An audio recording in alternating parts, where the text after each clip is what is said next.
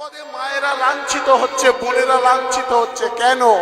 আমাকে একজন প্রশ্ন করেছিল, এত কীর্তন হচ্ছে, এত ধর্মসভা হচ্ছে, এত ধর্মকথা হচ্ছে, তাহলে এই সব সন্তানগুলো এরকম হচ্ছে কেন? আমি কি বললাম জানেন?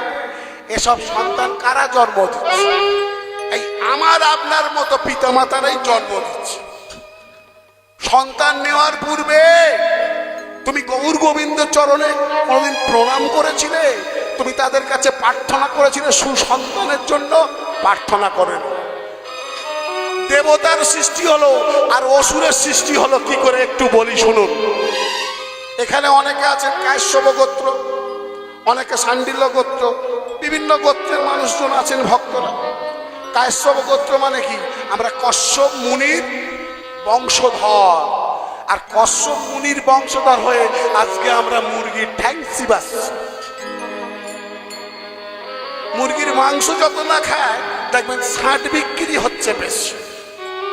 তা যাই হোক, যার যেটা ভালো লাগে খাক, পরে বুঝতে পারবে কি হচ্ছে না হচ্ছে। কশ্যপ মুনির স্ত্রী, দুজন স্ত্রীর কথা বলবো, দিতি আর অদিতি।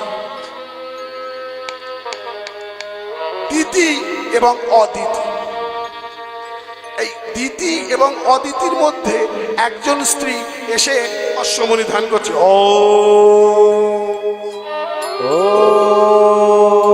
কশ্যপমুনি সন্ধ্যাকালে ধ্যান করে মগ্ন, ধ্যানে বসেছে ভগবানের। হে নারায়ণ, হে নারায়ণ, হে নারায়ণ, হে নারায়ণ, রাধিকা রমণ মদন মোহন সেন, দেহ মন প্রাণ তোমাদের দিলাম, যাই তব গান। হে নারায়ণ, রাধিকা রমণ মদন মোহন সেন, দেহ প্রাণ মন তোমাকে দিকে জয় তব গান। হে নারায়ণ, রাধিকা রমণ মদন মোহন সেন, দেহ মন প্রাণ তোমাদের দিলাম, যাই তব গান। হে নারায়ণ, রাধিকা রমণ মদন মোহন সেন, দেহ প্রাণ মন তোমাকে দিলাম, জয় জয় গান। দিও না প্রভু, দিও না প্রভু, প্রভু দিও না অহংকার, সারাটি জীবন সাজাতে পারি ভক্তি অহংকার। দিও না প্রভু, দুঃখ প্রভু। বন্ধ করো, পূজা পাঠ বন্ধ করো। তুমি যদি দিনরাত ভগবান নারায়ণের পূজা করবে, ধ্যান করবে, তা আমাকে কেন বিয়ে করেছে? আমি তো তোমার স্ত্রী, আমারও তো ইচ্ছা হয়, আমারও তো কিছু একটা চাহিদা আছে। তুমি যদি দিনরাত খালি ভগবানের পূজা করো, সন্ধ্যাকালে সকালবেলা 24 ঘন্টা যদি পূজায় ব্যস্ত থাকো, ভগবানের ধ্যান করতে ব্যস্ত থাকো, তাহলে আমাকে বাপের বাড়ি দিয়ে এসো। চক্ষু খুলে কশ্যপ মুনি বললেন, হে দিদি, বলো তোমার কি চাহিদা? না, আমার একটা পুত্র সন্তানের প্রয়োজন। বেশ, এখন সন্ধ্যাকাল। ও মায়েরা, কাল কটা? কাল কি শুধু সন্ধ্যাকাল? না, কাল 3টে। সূর্যোদয়ের 1 ঘন্টা 36 মিনিট পূর্বে একটা কাল, যাকে বলা হয় ব্রহ্ম মুহূর্ত।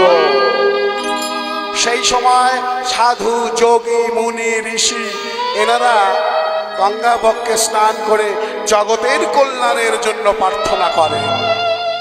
আর একটা কাল মধ্যাহ্নকাল, দেখবেন সূর্য আপনার মাথার উপরে, আপনার ছায়া মাটিতে পড়বে না, ওটা একটা কাল। ওই সময়ে অনেকে স্নান করার পরে তুলসী বৃক্ষে জল দান করে। আর একটা কাল হলো সন্ধ্যাকাল। সন্ধ্যাকালে কি উচিত? বিশেষ করে মায়েদের কথা বলি, তুলসী তলাতে গিয়ে প্রদীপ প্রজ্বলন করতে হয়। বাবারা কি করবে? তুলসী তলাতে মায়েরা যখন প্রদীপ দেবে, প্রদীপ দান করেন, তখন অন্তত ভগবানের নাম গান করতে হয়। মা ঘর থেকে বলে দিল, পুটি সন্ধ্যেটা দিয়া, রেশন কার্ড আলাদা, ভোটার কার্ড আলাদা, সবকিছু আলাদা আলাদা ফ্যাসিলিটি পাচ্ছ, তাহলে পুটি যদি সন্ধ্যে দেয়, পুটির উপকার হবে, তোমার কি হবে? কিন্তু মা তো বসেছে সিরিয়ালে, সিরিয়াল ছেড়ে উঠতে পারছে না, বাধ্য হয়ে তাই মেয়েটাকেই সন্ধ্যা দিচ্ছে। যাই হোক, সন্ধ্যা কেন হলো বলার সময় আর নেই। এই সন্ধ্যাকালে ভগবানের নাম গান করা উচিত। কেন সন্ধ্যাকালে ভগবানের নাম গান করতে যাব? আমি যদি রাত 12টায় করি আমার কি অসুবিধা আছে? আমার সময় নেই, আমি রাত 12টা 1টার সময় আমি করতাল বাজে যদি নাম গান করি, কি সমস্যা আছে? না, সন্ধ্যাকালে ভগবানের নাম গান করতে হয়। কেন জানেন? পরম বৈষ্ণব দেবাদিদেব মহাদেব প্রত্যহ সন্ধ্যাকালে তার ভূত প্রেত অনুচরগণকে সঙ্গে নিয়ে এই ধরিত্রীতে অবতীর্ণ হন। প্রত্যেক গৃহে গৃহে তার কিন্তু নজর থাকে। যে গৃহে ভগবানের নাম গান হয় তিনি স্বয়ং ভগবানের নাম গান শ্রবণ করার জন্য সেখানে উপস্থিত থাকেন, তাদেরকে আশীর্বাদ করেন। আর যে গৃহে ভগবানের নাম গান হয় না, খালি পদে পদে ঝগড়া করে যারা, দেবাদিদেব মহাদেব তার ভূত প্রেত অনুচরগণকে বলে দেন, তোরা ওখানে যা, ওদের বাড়িতে গিয়ে ঝগড়া হচ্ছে, আরো বেশি করে ঝগড়া লাগা।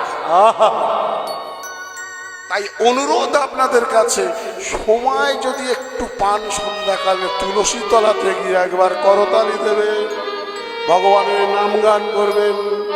হে নারায়ণ রাধিকা রমন মদন মোহন শ্যাম, দেহ মন প্রাণ তোমাকে দিলাম, যাই তব গান।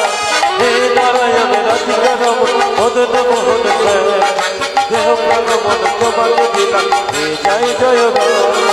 হে নারায়ণ, হে নারায়ণ রাধিকা রমন মদন মোহন শ্যাম, দেহ মন প্রাণ তোমাকে দিলাম, যাই তব গান। হে নারায়ণ রাধিকা রমন মদন মোহন শ্যাম, দেহ প্রাণ মন তোমাকে দিলাম, জয় জয় গান।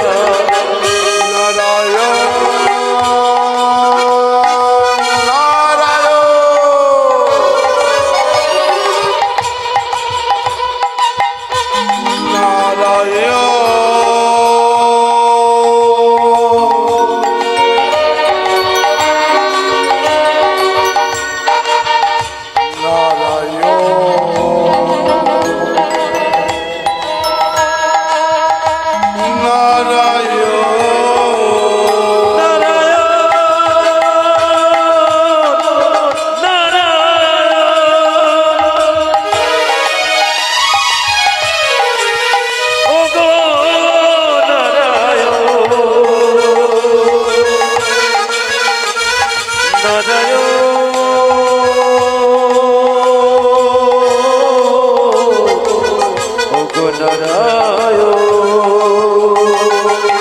সবাই মিলে একবার বলবো আমরা, ঘুমটা অন্তত ভেঙে যাবে। সবাই মিলে করতালি দিই। হে নারায়ণ রাধিকা রমন মদন মোহন শ্যাম, দেহ মন প্রাণ তোমাকে দিলাম, যাই তব গান। হে নারায়ণ রাধিকা রমন মদন মোহন শ্যাম, দেহ প্রাণ মন তোমাকে দিলাম, জয় জয় গান। হে নারায়ণ, হে নারায়ণ, হে নারায়ণ রাধিকা রমন মদন মোহন শ্যাম, দেহ মন প্রাণ। বাবা বাবা, একটু মুখে আওয়াজ করা যাবে? হে নারায়ণ রাধিকা রমন মদন মোহন শ্যাম, দেহ মন প্রাণ তোমাতে দিলাম। বাবা বাবা, খুব ভালো লাগে। হে নারায়ণ, হে নারায়ণ রাধিকা রমন মদন মোহন শ্যাম, দেহ মন প্রাণ তোমাতে দিলাম, যাই তব গান। বলো রাধে।